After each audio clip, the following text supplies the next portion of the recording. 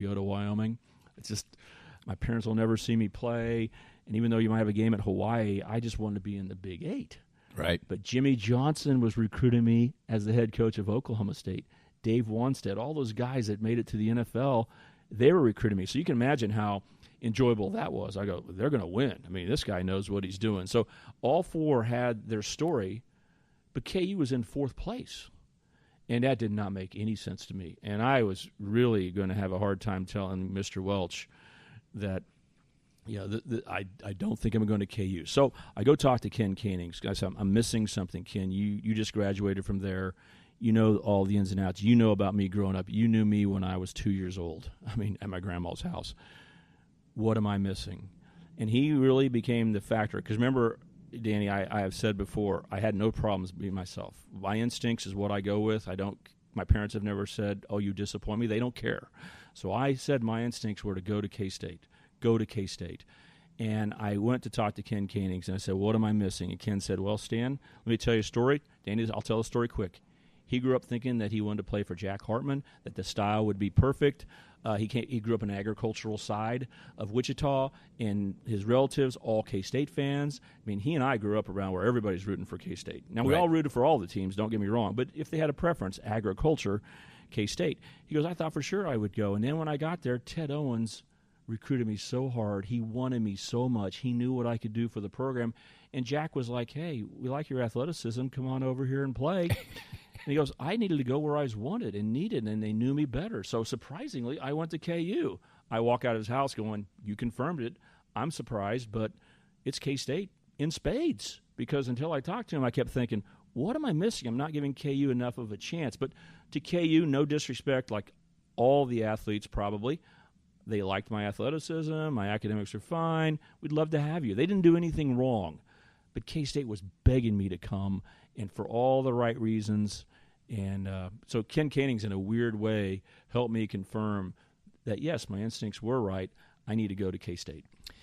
I think I know the answer to this question, but I'm going to guess that it wasn't any kind of crazy transition for you to go to college. Were you big-eyed, or was there any unexpected things about heading away to college, and from a sports standpoint or any standpoint? Not so much. I figured. Yeah, I didn't have any. I think that I give speeches a lot now to parents and kids who dream of being recruited. And I've even given a speech to the Kansas State High School Athletic Association conference for coaches.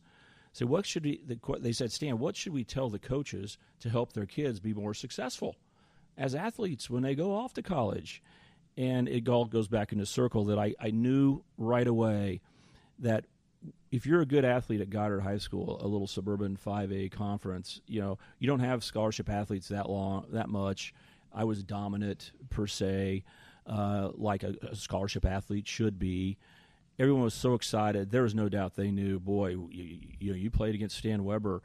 Look what he can do, football, basketball. He's going to kill him up there. And I knew I'm just one of 25 guys that got signed that there's no better than any others. You immediately start getting in there, and you're in shock at how good everyone is, how big everyone is. And then the guys who are older know the system and everything else. So, yeah, it was a little bit of it was definitely shocking to the system that they were grown-ups and knew the routine, and there were star athletes everywhere, that your athleticism was no different than anybody else and could easily fall. But I knew, I knew one of the things is when you go back home, they don't understand that you're not having success. That when you get signed and you're one of 25 people, there's only a 50% chance that you'll ever be a significant player. Let's say a starter, 50% chance. But you're not a failure if you didn't. So what I tell the coaches is make sure you tell them you love them and you don't expect them to start. Just do your best. We believe in you, and it may be different in your fourth or fifth year than it is on year 1 and 2. I saw so many guys give up on themselves. So having a strong backbone and belief in yourself was such a critical factor when leaving. But guess what? Maybe I'm wrong, Danny, but I thought I really had that at 3, 4, 5, 6, 7 years old. I was the one who was interested in different things and high expectations of what you should be doing. And I was only meeting like a quarter of them. The rest of them, I didn't have those skills. So it helped me when I went to college to go, there's no guarantee I'm going to play, and my self-worth is not going to be based on if I'm successful or not. And if I go back home and all the kids I played with at the schools that I competed against, or all my relatives or friends who thought this was going to be easy and that I'd be a starter, you just knock them dead. I didn't care what they said. I mean, it really didn't. I knew better. I know now today, and I talk to people about the whole experience because I've been through it, parent and everything else, but I somehow knew it then, so it was not that hard, and I was so stuck in my ways. The things I liked doing really didn't change, and I'm not very tempted by the age I am. With things that tempt you as a 15-year-old or as a 50-year-old, I don't seem to be tempted by those. I just kind of running my own course, and boringly, it's somewhat consistent. Like when I went to college, you know what I did loyally? Read the Bible some, okay, but I read the sporting news. You remember it was the baseball Bible, and by the time by the 80s, it was all sports. They were a nice, thick, well-written paper. Pages, it was so awesome. Yeah. Well, between studying, getting ready for football, hanging out with friends a little bit, I joined a fraternity, but I did not live in the fraternity, so you can't say I dove into that life. I would spend a lot of my free time reading the sporting news. Well, how boring is that? But when I got asked to announce later in my life, out of the blue, I really was ready. I mean, I had prepared accidentally, but it's more just because I was interested in it, and I wanted to know about sports because it was entertaining to me. So, no, it was not too hard. It was hard being away from your parents. I mean, it's not fun, but it didn't take but a couple of months and just say, I'm a grown-up, let's go. And K-State I didn't get tricked about what I was getting into. This is the second thing. When people go to college, they only see that best production for you're about 36 hours, everything's awesome. I mean, the fanciest hotel in whatever town for the college, and everyone's so excited to see you. You walk into the business building because they thought I might be a business major. Right. I mean, Danny, the department heads are running over and know your name and say hello, and we really want you. And heck, the dean of the college is wanting to meet with you. Right. And fast forward, when you go to class, you walk right by these people. They don't care who you are. You're one of thousands. So I never got tricked by the show that they put on during recruiting. So it was pretty easy for me to adapt. I really gauged Manhattan, K-State, the coaches, the academic people. I gauged them well. I said, these people are sincere. They're great people. They're straightforward, and they'll give you a fair chance. Let's go. So by predicting well what I was getting into, I didn't really feel many curveballs.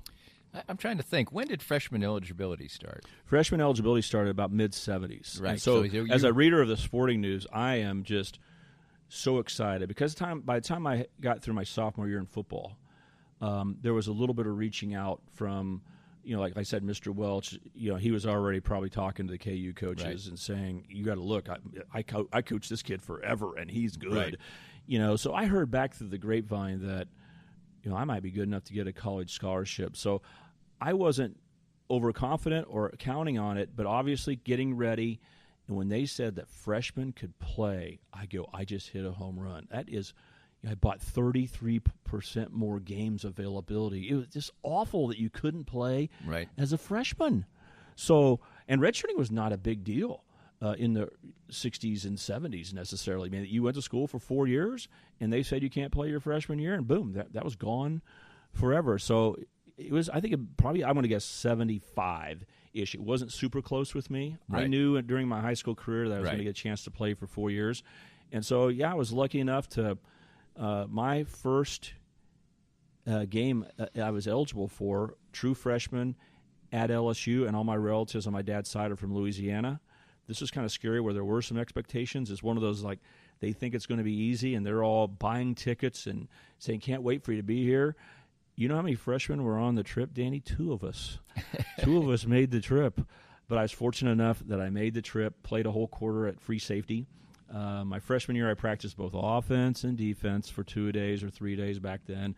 Couldn't decide. But Darrell Ray Dickey, who's now the offensive coordinator at Texas A&M, has been the head coach at North Texas. His dad was our head coach. He was a young starting quarterback. So it was really ridiculous for me to waste time at quarterback when I could play free safety. So I went over there with the help of, hopefully this is relevant to people, Gary Patterson. The head coach at TCU had come from junior college. He's a little bit older than me. He was fighting for a safety position at K-State. as I believe a walk-on. I was a recruited freshman. I would practice the morning practice of our two-a-days with the offense, and here I'd come meandering over to the defensive side, not knowing exactly what I'm supposed to do. A, I'm a freshman, and B, I wasn't there for the morning. Gary Patterson would be yelling stuff to me to help, like a coach.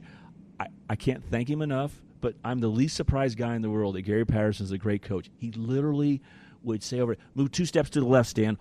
The slot receiver goes in. Don't chase him. Just little hints that he would see, and I was able to impress the coaches to be quasi-starter. I mean, I was right on the edge of being a starter, a backup that at least got in the game. My first play ever, I was a starting holder. My first play at LSU that I played was holding for a field goal. So I love that I had a chance to play as a freshman, and it gave me a chance to play defensive back. So not very many guys who thrown a touchdown, ran for a touchdown, has an interception on their resume, because I did intercept a pass when I was in college my freshman year. So did you switch to quarterback completely as a sophomore? Because you ended up playing that year. Well, it's important in K-State history that 1980 I played. In 1981, the kind of the weirdest experiment that we probably have ever heard about, there was a group of guys who were about ready to be seniors who seemed to play at a high level of football for K-State. And Darrell Ray Dickey was a junior. And I don't know if Jim Dickey, the head coach, was thinking about his son. Now that I'm a little bit older, I'm thinking about this, or what. But he kept saying, guys, Nebraska's playing fifth-year men against our third- and fourth-year starters. They're already better than us, and here they are, grown men. We need to put a redshirt program in. Would you guys who are starters be willing to not play your senior year, instead redshirt in 1981, and come back in 82 and try to put something together? And for some reason, group mentality or whatever, they all said yes. A couple guys played in the NFL. Doug Hoppick, Vic Koenig. They all said yes. We're going to redshirt in 2011, and Darrell Ray Dickey was a senior in 2000. I'm the same. I'm 1981. I should be saying. I said years wrong. 1980 was my freshman year. 1981 redshirt. In 1982, let's come back and do some things. So Darrell Ray Dickey was a quarterback. But you in didn't 82. redshirt. You played. No, I played in 80, but in 81, I jumped aboard because that's all those guys were asked because they're starters. But then the next wave of guys went into the coach and said, Coach, 81 is kind of a throwaway season. And it's not as if I could be the starting quarterback. Right. I want a redshirt and line up with those guys and still have 2 years. You changed our sequencing of when we could start and stuff. And the kind of weird, the greatest workout programs and the focus of the program was on the guys who were on the side and not playing in the game. I just have to ask you right at this point in time. I know the story of the redshirting, and it's it was completely unusual to do. How bad was the team in 1980? The 81. I mean, 1981. Oh, Darrell Ray Dickey just got killed. I mean, because he basically was working with a backup lineup in most places. I know, that's what I'm saying. I mean, it must have been dreadful. They had a couple games where they fought like crazy, but I think they won 1 or 2, and it wasn't pretty. But they fought, and it was. Now I can look back and see a number of people that would have never got to play college football got to play for a year. But there's no doubt where the focus was, Danny. Nebraska, one of the classic time funny things that ever happened. Day before the game, we're playing Nebraska. Nebraska rolls in to do their warm-ups, for an hour or whatever, walk around the field. Teams used to do that more then. So here's Tom Osborne and the boys come walking in to do their thing, and here they are to Manhattan. Our strength and conditioning coach, on purpose, timed it out so when Nebraska was in, we were about only 25% through the hardest run we ever had. And we were running outside of the KSU Stadium where it used to be black pavement, off the turf, so we couldn't say we were on the field with Nebraska, but we were sprinting around. Sending a message that you got, mostly, but most of the message was, you guys better work if you want to beat Nebraska. So we were just killing ourselves. So it was all a sideshow, you know what I'm saying? But I was a part of it. It may have been a giant mistake to follow the group because in 81 I redshirted, and in the spring of 82, gearing up, I blow out my knee. And this is the first giant bit of adversity. I played as a freshman, redshirt as a sophomore, and now we're all going to go to this bowl game, and I'm really ready to be a big-time college football player. I can compete with these guys, Danny. And I blow out my knee, ACL. Didn't get hit, just a step on the turf, and boom, season over. Very fortunate that, unlike a Gale Sayers, they fixed these things, and you were likely to make it back. So it wasn't career-ending, but they still put a cast on your leg for equivalent